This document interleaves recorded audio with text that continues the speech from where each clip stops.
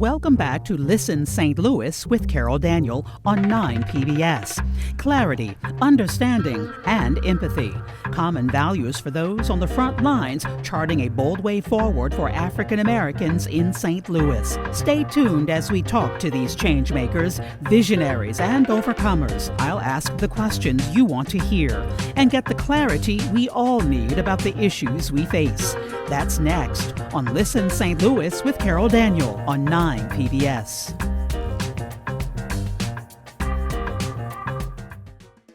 Coming up on Listen St. Louis with Carol Daniel, we first met Ronnie Amiyn in Season 1. He discussed his role in Black Men Build, an organization designed to help Black men heal and learn how to serve their communities. We learned then that he had served time in prison. He's back now to explain just what led him to harm the community and how decades behind bars changed him. That's next on Listen St. Louis with Carol Daniel on 9 PBS.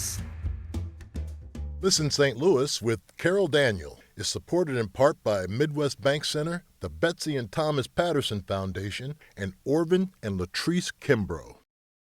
So glad to have you for another episode of Listen St. Louis with Carol Daniel. And for those of you who are joining us, maybe for the first time, welcome in. And those of you who have been with us through Season 1, you now can tell that things are a little different here for Season 2, and we are so happy about it. We have grown in all kinds of ways. We'll tell you about that as the season progresses. Some things have not changed, though. We still need you to become a subscriber. And I had a conversation with a husband and wife who listen to this podcast all the time, and they share with one another. And I said, well, let's start sharing with your sister, with your aunt in New York. Share beyond just your husband or your wife, although I am grateful that they do that. Sharing is the way that we will build listenership, build viewership, and expand the message so more people can get in on these great conversations. The other thing that we love is that you will make a comment and that you let us know if there's someone you think we should be talking to. So become a subscriber. Click the subscribe button. It's very easy.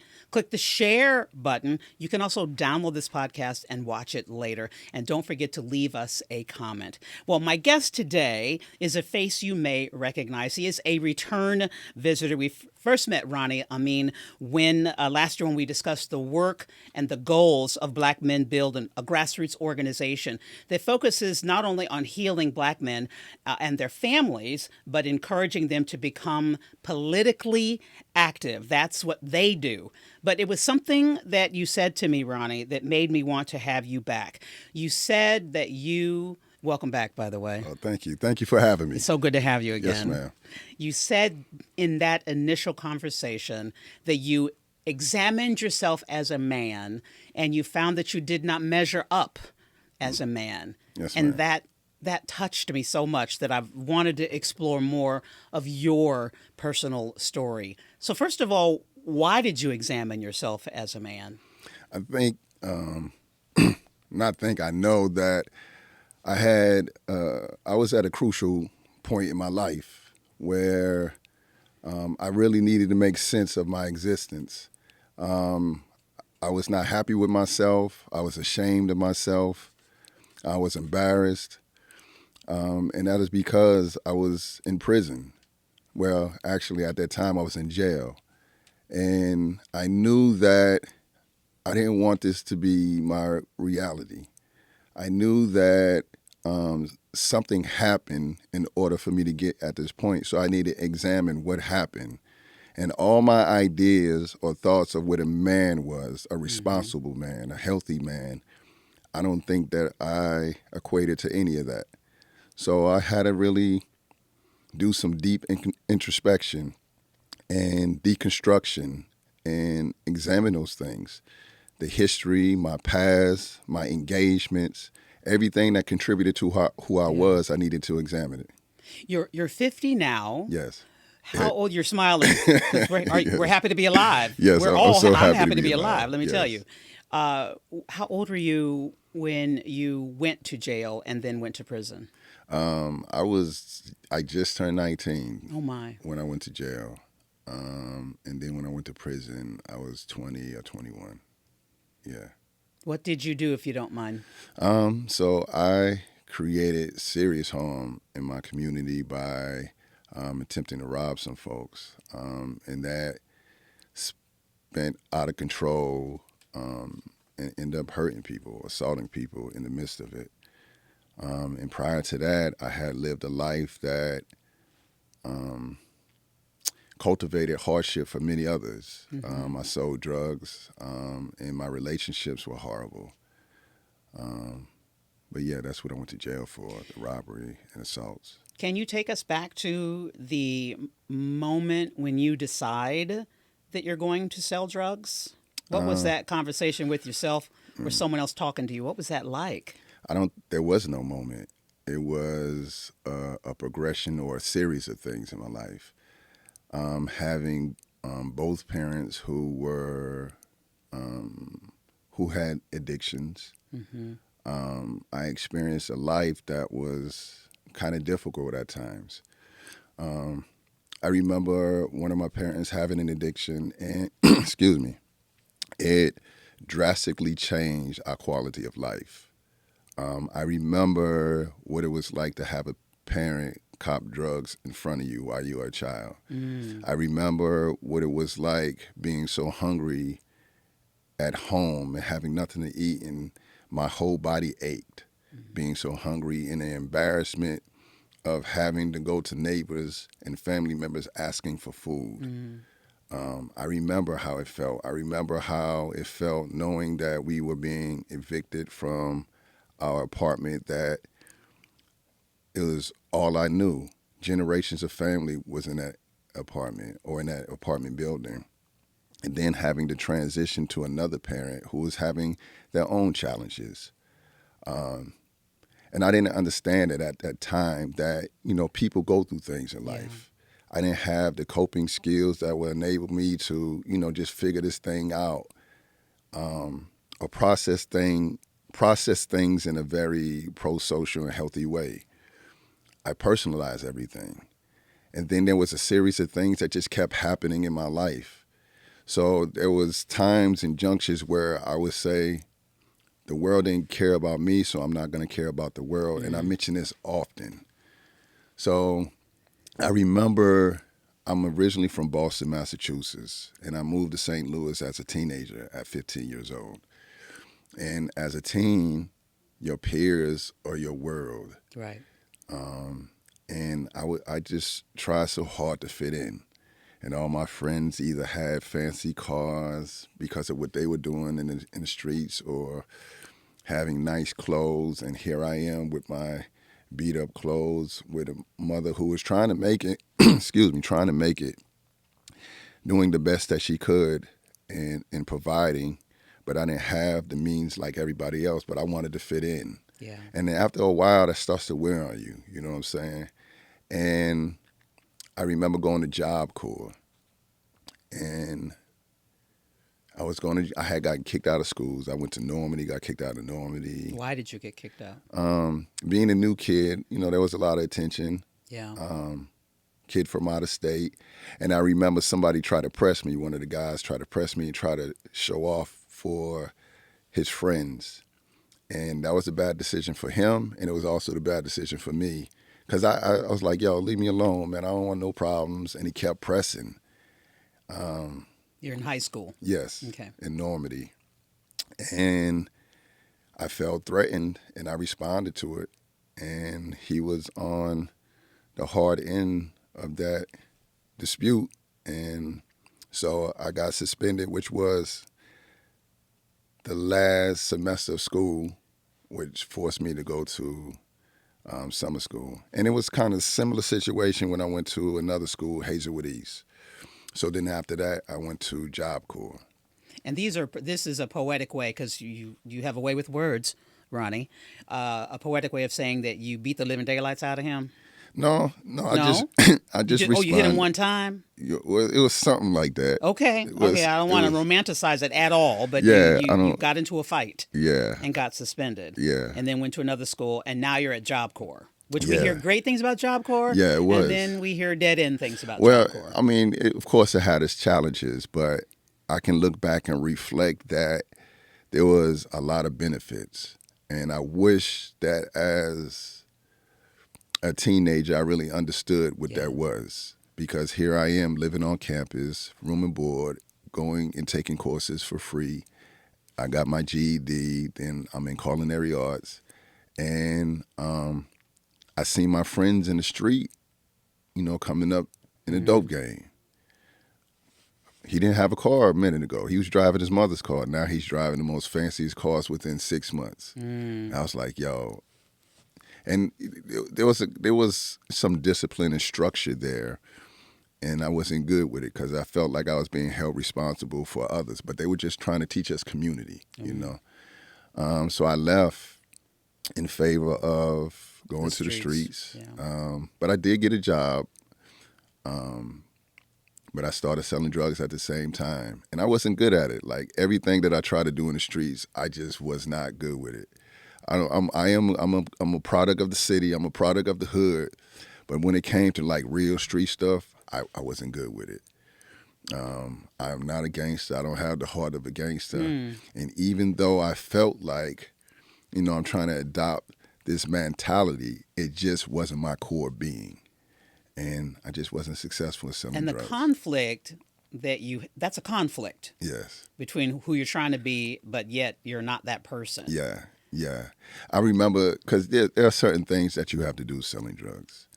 Like? Well, you don't have to. But in order to be successful? Yeah, you got to get the money where the money is. And I remember having rules. I wouldn't sell to pregnant women, or I wouldn't sell to women who had children with them. But all of that eroded over time. All of that eroded. I started doing the things that I said I wouldn't do. Food stamps from, is there a statute of limitation on getting food stamps? I don't know. I wasn't, this is for entertainment purposes only. But I didn't even know that those, we have heard, I should say, that there were these rules of the street, like you did not beat up a grandmother, you did not, elders were respected at one time. And I've heard various commentators say now it seems that none of these things none of apply. that, because most of our, it wasn't my introduction into the space wasn't like coming through survival and the gritty. We was living out in the suburbs at that time. We wasn't living in North County. And it was just, for me, a means to fit in, right? But my justification for doing it was the things that happened to me in life. And I wasn't successful. And conflict with my mother led me to being kicked out, 18. But prior to that, I had gotten shot in the face. So wait a minute. Yeah. Okay. Yeah, I am looking at your face. Yeah. And I don't see evidence of a bullet wound. Yeah. So the bullet went here under my eye and came out my temple. It broke off inside the skull, so I have fragments of the bullet still in me. And I was the subject of a robbery.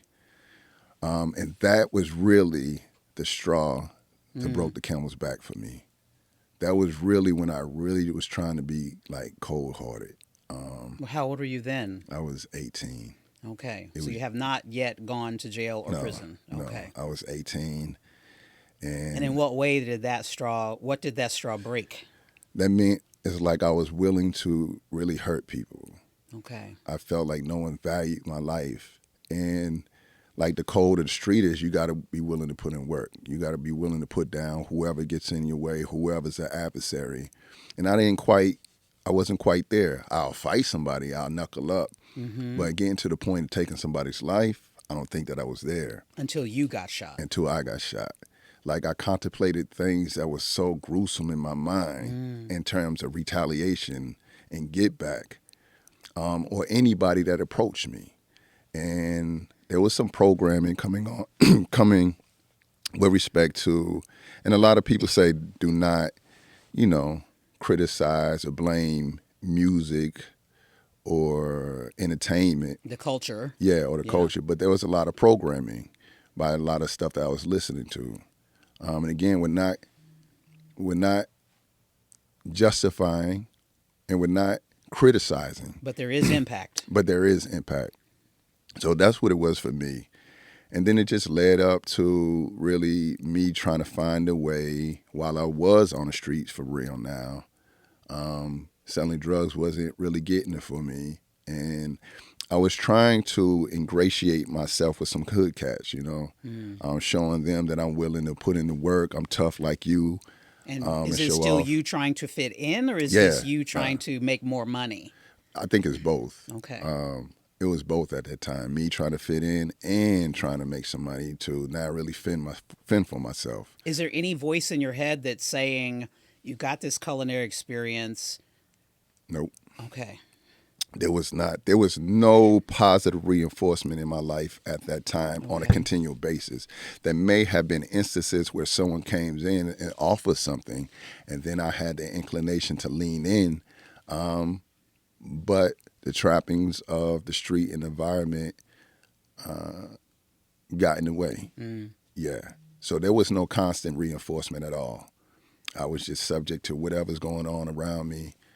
And then you connect with... Yeah, some other cats.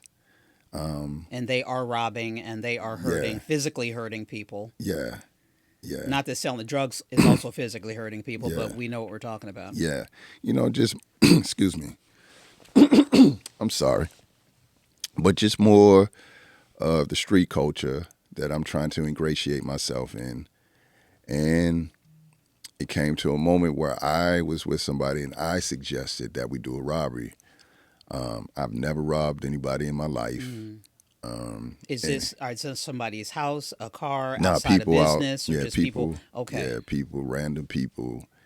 And so we were attempting, and it was so apparent that I didn't know what the hell I was doing. And then the last situation, it just spiraled out of control, and people got hurt. And Did anybody die in that? no, Okay. no one died. Was someone shot? Yeah. Okay. Yeah. So those. And did you shoot them? No, I didn't. Okay. But I was responsible, whether I shot them or not. Right. I'm responsible for creating a The situation. situation. And participating in a situation. And I wish that I had the wherewithal and maturity to want to be on the other end trying to protect people in that instance. I wasn't. And no matter what happened, I own it. Yeah. But that When matters. did you own it now, but when did you eventually own it? It was a gradual process because, Okay. There's regret initially, but the remorse for me didn't come till later. Okay. I was regretful that I was in the situation, which probably was directly associated with just being caught. I was going to ask you that. Did you regret getting caught? Yeah, or did you initially. regret doing it in the first place? So it was initially regret getting caught, and then it was, damn, I impacted my people, my family. Was there an overall, at some point, was there an overall sense that I'm hurting black people? And why am I hurting? That wasn't until later. That wasn't until later, Yeah, but it that was did still, come. Yeah, that Okay. did come, and it came at a crucial point. So this robbery happens. How many victims were there? Where the last robbery, but the attempts, there were others in the attempts. There were other. Okay, this Attempts. was not. This was Yeah. the first robbery where someone got Yeah, injured. but it was the same day. It was the same day. Yeah, Were you? a lot of failed attempts, and then this. What does a failed attempted robbery look like? Give me your money. Run off with no money. Because they screamed? Yeah, because they scream or there was commotion. Okay. Yeah. Okay. So I'm going in, the thought is you going in to be the big bad robber, but my humanity was present in terms of being fearful in the moment. So 'Cause I when didn't they know. screamed, Yeah. you got scared. Yeah, I was scared going in. I'm trying to fake like I'm a thug, Oh. but I'm scared going in. Okay. Yeah. So that day, how many failed attempted It was, robberies? one. Well, there was two failed ones in terms of contemplation. Okay. So you thought about it, didn't do it, Yeah, and didn't do it. And then there was one actual attempt. and they scream. Yeah. And you run. Yeah, I run off. How was it? An hour later? 2 hours later? Nah, That I don't remember the time Okay. sequence. so then but this I suppose successful robbery. No, yeah, but I mean that is Yeah. this actual robbery that is conducted. Yeah. One person gets shot. Yes. And how soon are you? What did you get out of the robbery? Nothing, nothing really. A few pennies and nothing. And why But did you target the people that you did? Do you remember that? I think it was more targeting people who were perceived as affluent, Oh, in certain okay. neighborhoods. Yeah, I believe Okay. that's the belief behind targeting. Yeah. So there was no like individuals we knew. We were going to a specific place. We Got was it. actually cruising. And was this in the city of St. Louis or in the Yeah, county? Or okay. St. Louis City. And how soon were you caught? Because you were caught and you did go to jail. Yeah, we did go to jail. It was a few days later. Was it because they identified you or Identified and left identifying material at what the did you robbery. leave? A pager. You were That's not good fun. at it. That's not fun. That's not funny. Well, but we yeah, can yeah. we are able to Yeah. laugh now. I mean, I am curious Yeah. as we laugh a little bit now because there've been shows called Dumb Criminals. Yeah, Right. That was clearly. That was clearly Yeah. not smart at Yeah. all. But it makes me wonder as well. Have you ever found that victim? No, I always wanted to. You did want to. Yeah, I did want to. Yeah. And it's crazy because this is the type of work that we do. Restorative Yeah, justice. restorative Yeah. justice work. Yeah. But they were present at my parole hearings. They were And what did present. they say? Did They they were- not want you to get out? No, Okay. not the initial ones. And I think there was a more softer expression at the last hearing. But there was a lot of emotions happening for myself Yeah. and my representatives. My representative that was there. And so I want to stay on the track of the story because this is now you're 19 or about to be 19 Yeah. and you commit this robbery and someone is shot Yeah. and you are captured Yeah. and you then go to jail.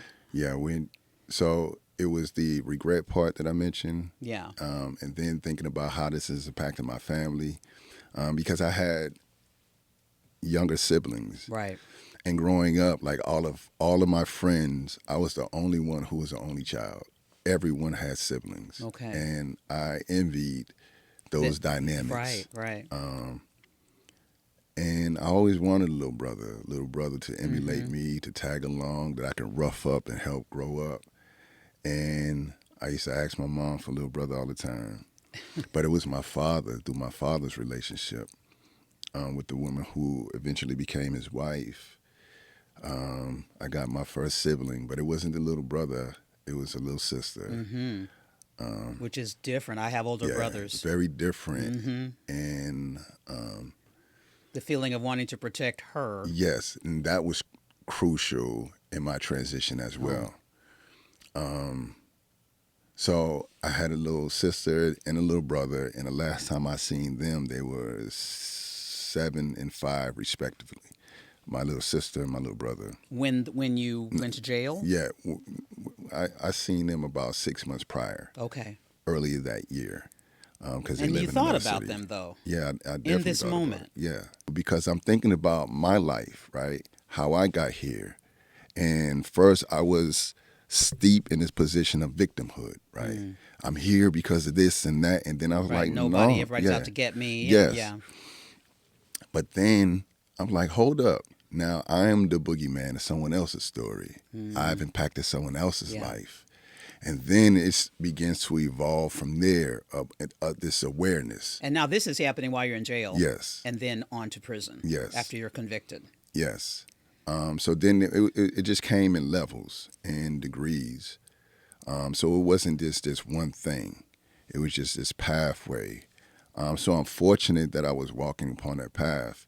But in terms of, when you mentioned about have it ever occurred that I'm harming black people, that didn't come until later when I'm in jail. And I'm going to church. In prison. Yeah, I'm going to church, just trying to make sense of everything Yeah. that's happening. And someone suggested that, hey, they have these Muslim services. And I said, okay, I want to go.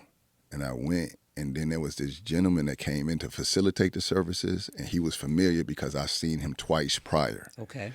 in the streets, inviting us to like do something different, Oh. right? So he was the one who wasn't the consistent, but I seen him twice, Okay. and now I'm seeing him a third time. But what he's giving us isn't necessarily like religious doctrine or spirituality. What he was doing was encouraging young men to think different, to think about our community that we're impacting, to adopt a social responsibility, and that resonated. Something you had never heard before. I've heard it, but not this up close. Yeah. It wasn't okay. this personal. Okay. And now I'm in it, and then that caused me to start thinking about things from different perspectives. So I would take literature from this individual. I want to say his name. I often say his name, but he is an instrument. He's an individual who is instrumental in my development, in my change in my life, and his name is Anthony Shaheed. So anytime I get the opportunity, I have to give a salute and a shout out to my big brother for the imprint that he had on my life.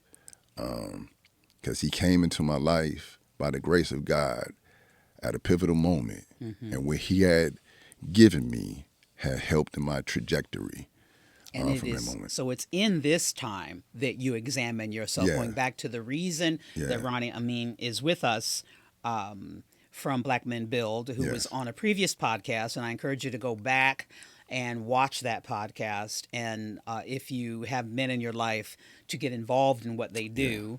But it was that statement that you made, that you examined yourself as a man and you realized you didn't measure up as a man. This is when that happens, This is is when in it prison. Yes. So it is in that moment in prison where you, which is the reason you're back on the show, back on the podcast, that you've said to yourself, I examined myself as a man and I realized I didn't measure up as a man. Yes. This realization happens for you in prison. Yeah. Well, we got prison, but it started while I was in pretrial confinement in jail, in the workhouse.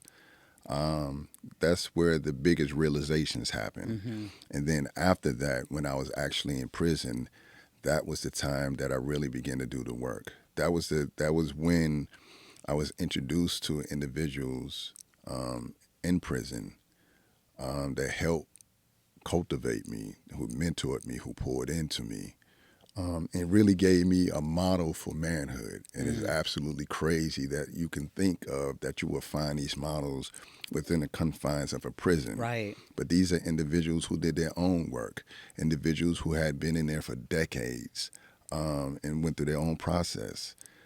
So I learned a lot from these brothers. These brothers were my greatest teachers, taught me how to study, taught me how to engage people, taught me how to speak. I couldn't even articulate myself in an effective way. Yes. Yeah. Taught me how to fight for myself in terms of articulating what my grievances are. So, yeah, I've learned so much from these brothers, and I carry them with me. And I hope to really make them proud. And the culture is against you. The society is saying every day that you don't matter. Yes. That if we look at your life, your upbringing, that you should be a drug dealer. You should be a criminal, because sadly, far too many people see a black man, and that is what they see, which is the definition, one of the definitions of bigotry and racism. And so I would imagine that there are others in prison right alongside you and in pretrial detention in the workhouse next to you who are not on the same journey. So are you battling? Yeah, I'm battling that. And just as I was subjected to, peer pressures prior to incarceration, it still existed. But as I went through my process, it became less of a factor. Yeah. Because you strengthened yourself. Yes, I'm learning how to strengthen myself. Okay. I'm learning how to be more disciplined. It doesn't mean that I was always successful, but I'm learning. And then it became a point where now I'm influencing in a positive way. But yeah, there was a lot of internal struggles, Yeah. you know. How much time did you get in the court, and how much 30, time did you serve? 30 years, and I served 25. 25 years. Yes, ma'am. Was there a point where, even though you are going through this self-reflective journey and strengthening yourself, what's your feeling about getting out into the world and trying to be a positive, productive person, positive, productive man? Yeah. Well, I'm so happy that that thought existed early on, before my conviction. I really wanted to think about ways that I can undo harm or address the harm that I've committed, or ways in which I can pour into my community, or ways that I can show up in the way that I'm supposed to show up.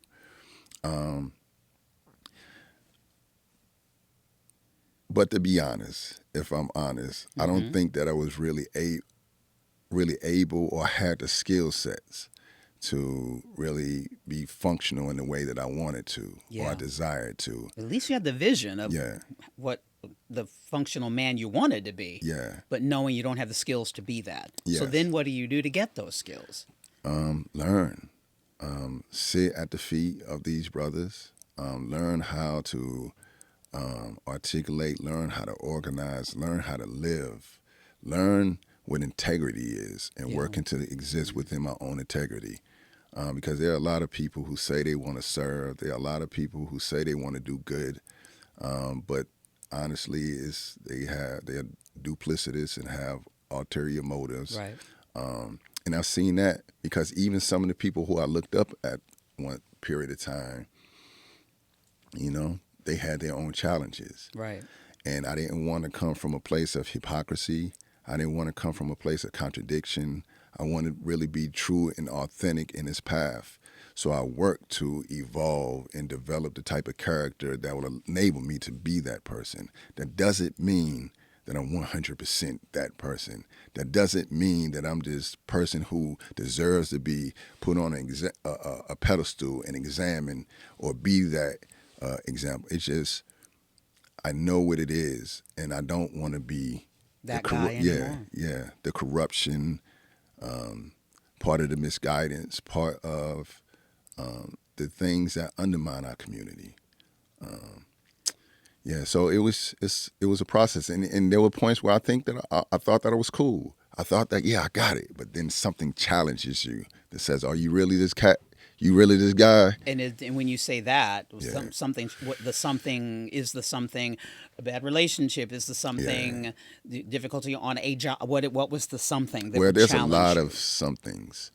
I remember walking the yard with this young guy. I was young. He was younger than me, and he was halfway seeking advice, but also trying to seek my support.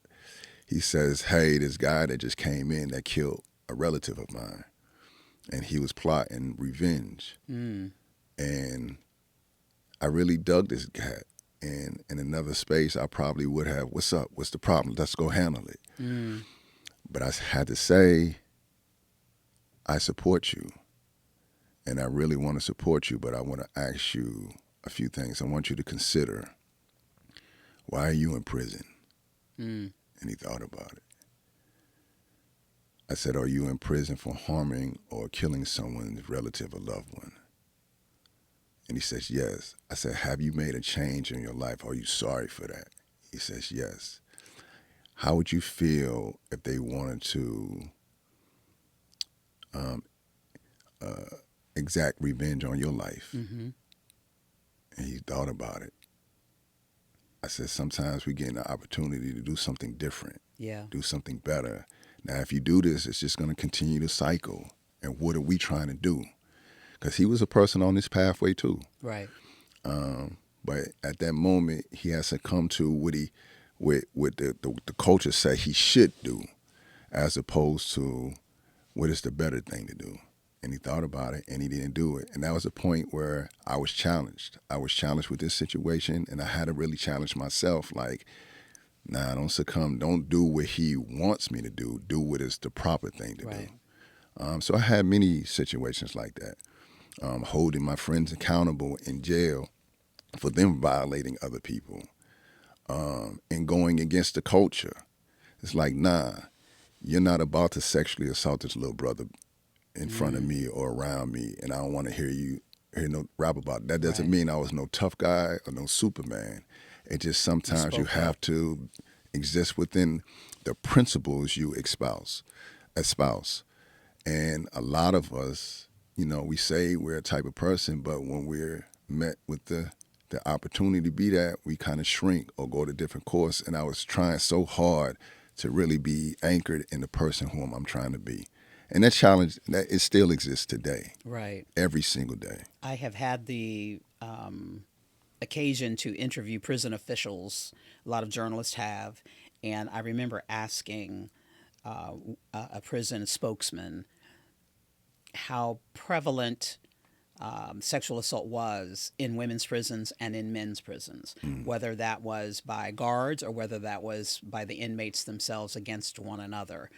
And I got a totally cagey answer. We test everyone for HIV. We don't think it's that frequent. And so many women and men have now said that it is happening. Yeah. And to hear a prison official sort of dismiss it is extremely frustrating, because just because you are serving your debt to society doesn't mean we should allow brutalization within the walls. Yeah.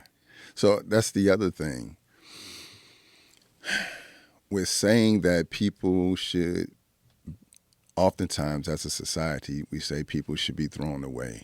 Right. Something happened, we don't like it, we need to put you over here. And we're done with you. And we're done with you. And then while we're over there, we don't care what happens to you, whatever the conditions are. And all of this thinking is so counterproductive and counterintuitive of those who say they want a healthy and vibrant community. Because collective responsibility causes us to say, why did that happen? Right. Why did they commit that? What were the conditions? And what can we do as a community to address these conditions that encourages this behavior? And then while they're in this process, how can we help them develop and identify some of their missteps and provide them with alternatives? But that's not typically what happens. I know what it says on the books. Right. We know what it says on the surface. Yeah. We know what the talking points are, but it doesn't really happen. Where it didn't really happen for me. I took advantage of the programs while I was in prison. I've gotten over 50 certificates and awards while I was incarcerated and program completions. And I learned that many of the programs was some straight BS. But I still was committed to deriving whatever benefit that I could to apply it to my life. But prison's not really set up for rehabilitation, or at least it wasn't while I was going through. I don't know how different it is even now. I'm curious if you remember the time in your life, because you haven't been out. It hasn't even been a decade, has it? No. October 2018. So you have not been out very long at all. So do you remember, and is there a moment where you have said, never going back, I have turned the corner? Yeah. I made a decision not to create harm. Okay. Not to create harm in my own life, my interpersonal lives, community-wise. And I wanted to be an agent for change in my community. So that was early on. And my process in prison was to learn as much as I can to be an asset in my community and really do the work. And everybody isn't doing that, Ronnie. I mean, every man and woman who's incarcerated and is getting out, and you help me with this expression or this understanding, is getting out and thinking, I need to make a living.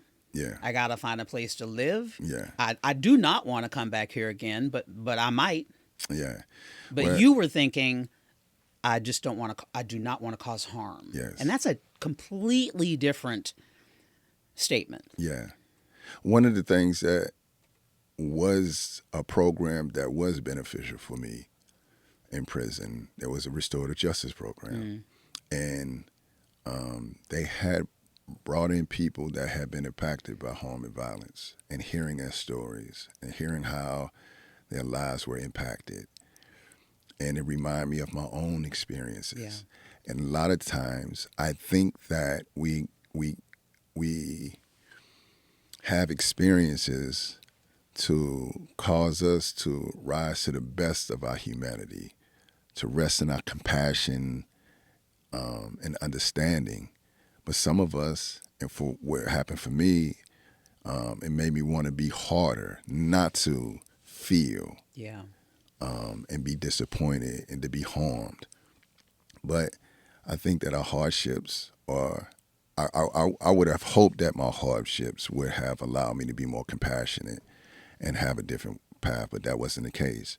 But hearing these people talk about what happened to them, that affirmed and reinforced something in terms of my walk and my desire to contribute to my community in a meaningful way when I got out.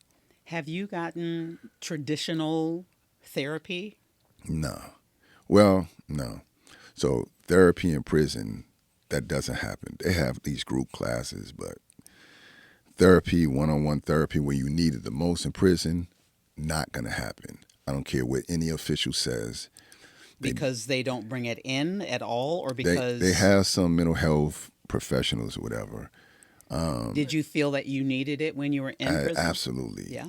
Absolutely. And I'm still dealing with not only the trauma experience prior to prison, but the trauma of incarceration we often don't talk about. Right, it is a trauma. It is a trauma. And many brothers and sisters are coming home carrying this stuff. There are things that have happened to me while incarcerated, or just the experience that follows me today, to this very day, and often interferes with my productivity and engagement in relationships. Like I feel as though I'm in a safe space with you, but like in a restaurant or something, I don't sit with my back to the door. You do not. No, absolutely not. I would have to feel very comfortable with you. And if there's a lot of people moving around, I'm watching, and even trusting in authority, in these systems, and you see the abuse of authority. You saw that. I've seen it. That like, this is just for me, based off of my experiences and observations. This is more of the culture than anything. And is that because I will tell you all that I sent Ronnie a list of questions prior to, because I just wanted to give you a sense, and I don't normally do that in interviews, but I wanted you to know why I wanted you to come back and how deeply I wanted to delve into your story, because I think it for many watching, it's going to be revelatory, because we do not in the society hear from Black men and get a sense of the whole story. I mean, we hear I was abused, I saw my parents addicted, but we really don't sit and have this kind of conversation. And so I wanted to do that. But one of the questions that I sent you was about, the dreams you had as a child. And your answer was you don't really remember. And then you also, I don't know if I asked you if you were married or had children, but you said that you were 50 and you have no children. And what you're saying to me now makes me wonder if you made a decision that I can't have a relationship. I can't. So when I was incarcerated, I kind of cut off like relationships outside of family. And why? I didn't want any room for romantic relationships because I thought that was so unfair to whoever my partner would be. Because of who you were. Yeah, who I was, and the conditions. Like, I can get my needs met to a certain degree, but here's this person maybe writing letters, coming to see me, exhausting resources, and for what? Like, they can't receive the compassion, intimacy, and the things that they want in life or that every desire. relationship Yeah. needs. Yes. Yeah. So I thought that was more, it was like I was using. Now, that's not everyone's relationship. Some people have relationships with someone who's incarcerated and it works for them. But for me, I just could not subject somebody But you've to been that. out now Yeah. since 2019, Yeah. and So I've been, you have no listen, children, and you I've been trying. I've been trying to meet her. okay. I've been trying so hard to meet her. This podcast has a way. Yeah. No, I've been trying to meet her. So you are now. You feel that you can give. Yeah. But my dream, just like, wanting to contribute to community, my dream, I've actually dreamt about what it was to be a dutiful husband and a responsible father. I dreamt about My like goodness. everyone else dreaming about the club and what they're gonna do. I'm dreaming about being a father. I'm dreaming about like really loving on my woman. And you feel equipped to be that person now. Yes, Nobody's perfect. yes, Nobody's perfect. yeah. I actually do. But getting out and meeting people and having relationships also identifies some things that I really needed to work on. Yeah. Then and- you're still working. Yeah. To be honest, I'm not an arrogant person. I don't toot my horn, but in many respects, because of the work that I've done, it feels as though I'm light years beyond some of the people whom I'm associated with. I'm like, you think like that? Like that's that's crazy. This is why what Black Men Build. This is why what you do is so important, because Yes. you bring men together. Yes.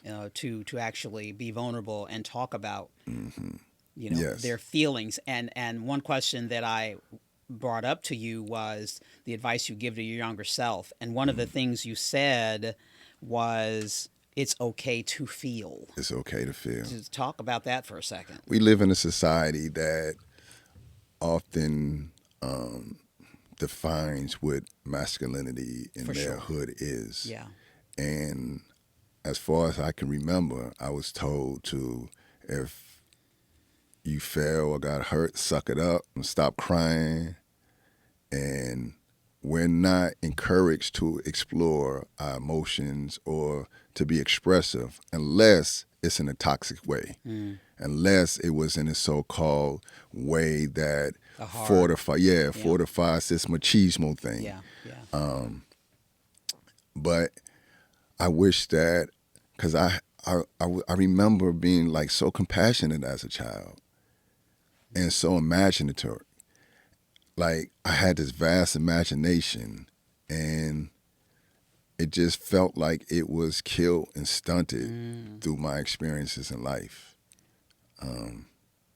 Yeah. So I would tell my younger self, yes, it's okay to feel.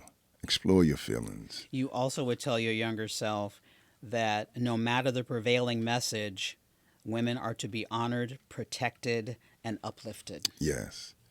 As far as I can remember, again, women were the objects to men's desires. And everything in my existence told me this, whether it was the movies, The whether music. it's the music, Yeah. whether it's what I've seen in relationships. I never seen, maybe one, but I never seen a healthy functioning relationship. Ever. And the men in my life, some men function with us like, pimp mentality or exploiting relationships.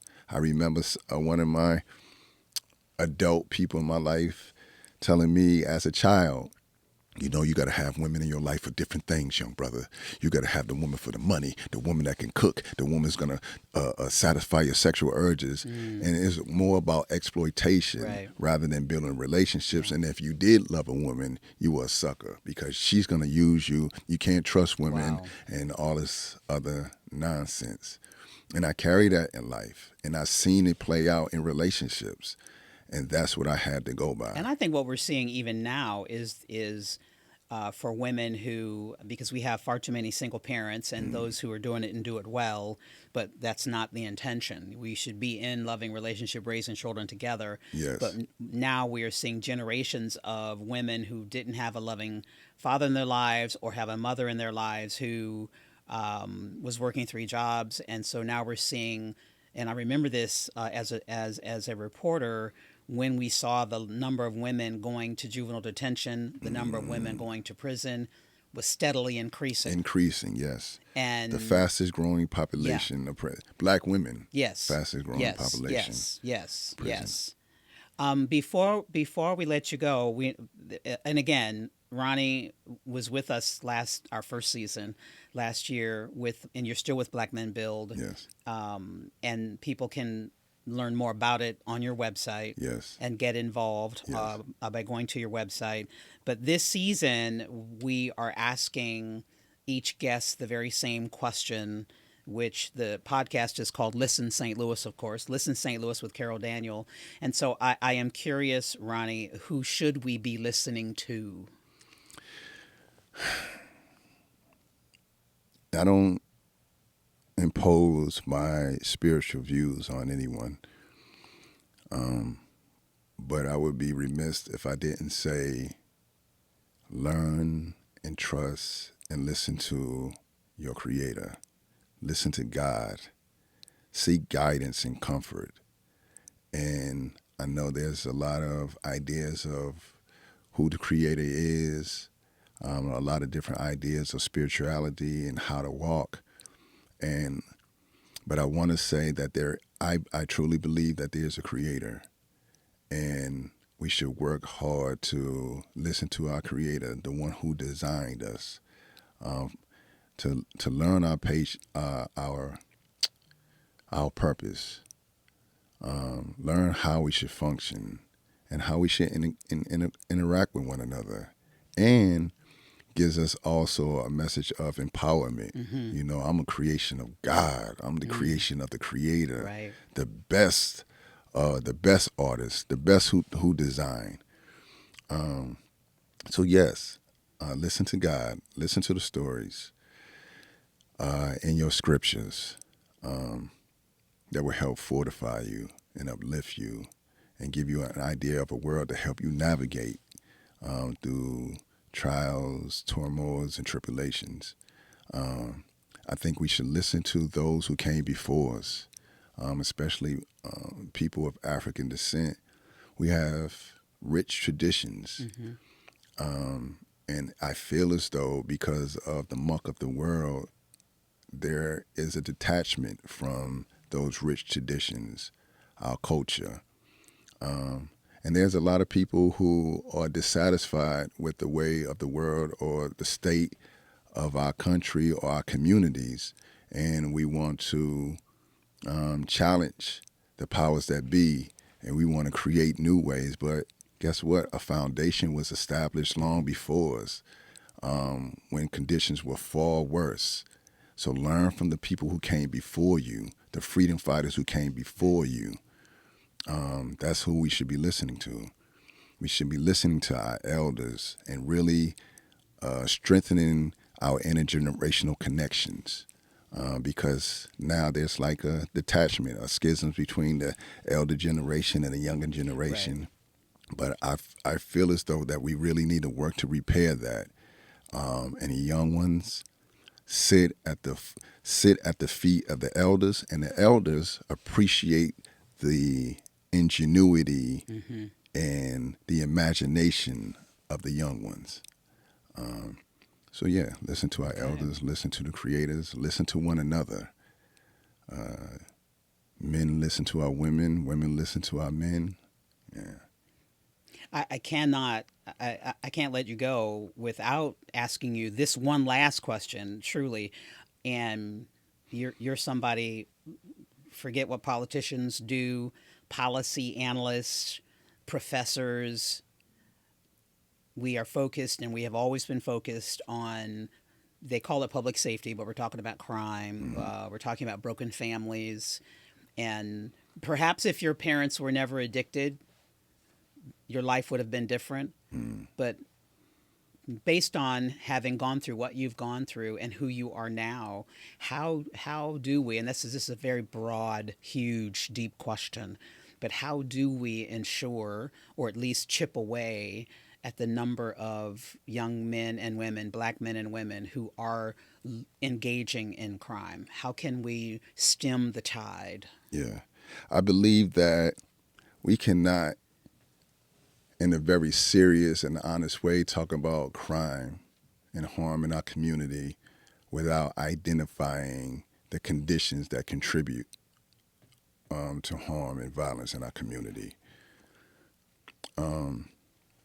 We have all these social scientists, these politicians, and all these great people, but nobody's really sitting down talking about the conditions. And I mentioned earlier about community responsibility. I think that we focus on community responsibility, and we focus on listening to our neighbors, listening to community members, and also building power in our community to get the resources that we need. The people know what we need. Right. The people know what we need. So we need to cultivate spaces so we can hear the voices of community members to address those systemic issues and the conditions that contribute to crime, and getting the resources that aid the people in their needs, and also addressing these conditions. So I believe it's more systemic, and also working to address the antisocial and dysfunctional messages in a broken culture. I don't know if I want to say broken culture, but we really, as a people, we had to think about the things that undermine us, everything. Right. Whether it's a politician, but whether it's also the stuff that we're taking into our minds and our bodies, the things that we're allowing into our community. We really have to start assessing everything and really determining if this is harmful or if it's helpful. And if it's harmful, we need to reject it, identify it and reject it, and say it like in a real serious way. And I think a lot of times we don't, because we dismiss it as culture or a fun thing, and we can't concentrate on this because the problem is this, but this is contributing to the problem as well. So I think that we just really need to start being serious about the things that undermine our collective wellness, our collective well-being, and address it. Ronnie, thank you. Yes. Great to have you back. I knew from the moment you said what you said to us when you were here before with Black Men Build that I wanted to have you back and explore your story. And honestly, I know that it's going to change lives, and you've been doing that. You have been doing that. So thank you for joining me again. I appreciate you. Can I mention one thing? Yes. So I mentioned that, we work in the community in the space of restorative justice. And if you know anyone who is a harm party, anybody who's been impacted by harm and violence, that you really reach out to us, because we really want to create a movement of survivors that will impact the harm that happens in our community by developing alternatives. And some people just don't want to call the police. Some people believe in community-based solutions. Some people believe in alternatives, and we want to offer those.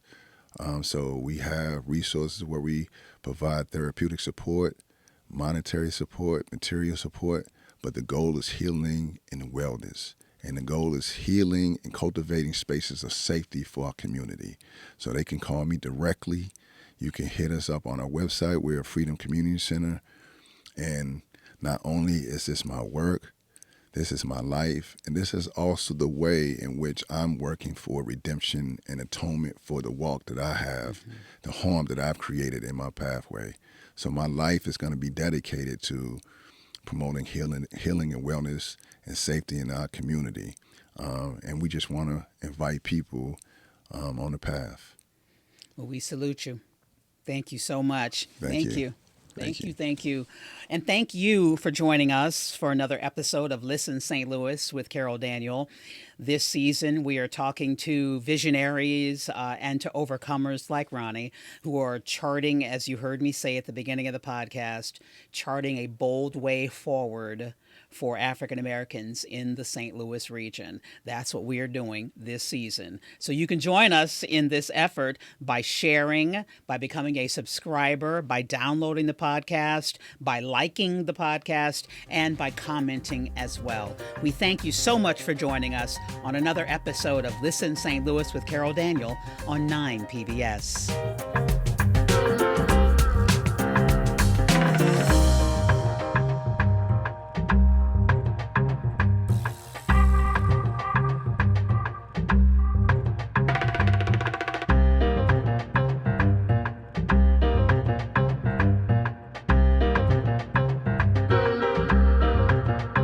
Listen St. Louis with Carol Daniel is supported in part by Midwest Bank Center, the Betsy and Thomas Patterson Foundation, and Orvin and Latrice Kimbrough.